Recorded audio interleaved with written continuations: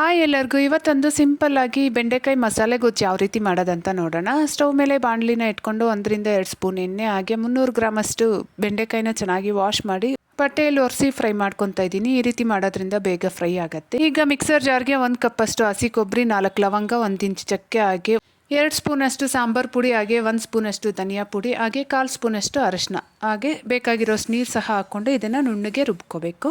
ಚಾನಲಲ್ಲಿ ಬೆಂಡೆಕಾಯಿ ಪಲ್ಯ ಹಾಗೆ ಬೆಂಡೆಕಾಯಿ ಬೇಳೆ ಸಾರು ಯಾವ ರೀತಿ ಮಾಡೋದಂತ ಸಹ ಅಪ್ಲೋಡ್ ಮಾಡಿದ್ದೀನಿ, ಒಂದ್ಸರಿ ಚೆಕ್ ಮಾಡಿ. ಸ್ಟವ್ ಮೇಲೆ ಬಾಣಲಿನ ಇಟ್ಕೊಂಡು 2-3 ಸ್ಪೂನ್ ಎಣ್ಣೆ, ಸಾಸಿವೆ, ಕರಿಬೇವು, 1 ಈರುಳ್ಳಿನ ಹಾಕ್ಕೊಂಡು ಟ್ರಾನ್ಸ್ಪರೆಂಟ್ ಆಗೋವರೆಗೂ ಫ್ರೈ ಮಾಡ್ಕೋಬೇಕು. ಈಗ 2 ಟೊಮೆಟೊ ಹಾಗೆ ರುಚಿಗೆ ಬೇಕಾಗಿರೋಷ್ಟು ಉಪ್ಪು ಸಹ ಹಾಕ್ಕೊಂಡು ಟೊಮೆಟೊ ಸಾಫ್ಟ್ ಆಗೋವರೆಗೂ ಫ್ರೈ ಮಾಡ್ಕೊಂಡಾದ್ಮೇಲೆ ನಾವು ಫ್ರೈ ಮಾಡಿ ಇಟ್ಕೊಂಡಿರೋಂತಹ ಬೆಂಡೆಕಾಯಿನ ಹಾಕ್ಕೊಂಡು ಹಾಗೆ ಮಸಾಲೆ ಬೇಕಾಗಿರೋಷ್ಟು ನೀರು ಸಹ ಹಾಕ್ಕೊಂಡು ಇದನ್ನ ಚೆನ್ನಾಗಿ ಕುದಿಸ್ಕೋಬೇಕು. ಈ ಗೊಜ್ಜು ಮುದ್ದೆ ಅನ್ನದ ಜೊತೆ ತುಂಬ ಚೆನ್ನಾಗಿರುತ್ತೆ. ಇಷ್ಟ ಆದರೆ ವಿಡಿಯೋಗೊಂದು ಲೈಕ್ ಕೊಡಿರಿ, ಚಾನಲ್ನ ಸಬ್ಸ್ಕ್ರೈಬ್ ಮಾಡಿ ಸಪೋರ್ಟ್ ಮಾಡಿ. ಬಾಯ್ ಬಾಯ್.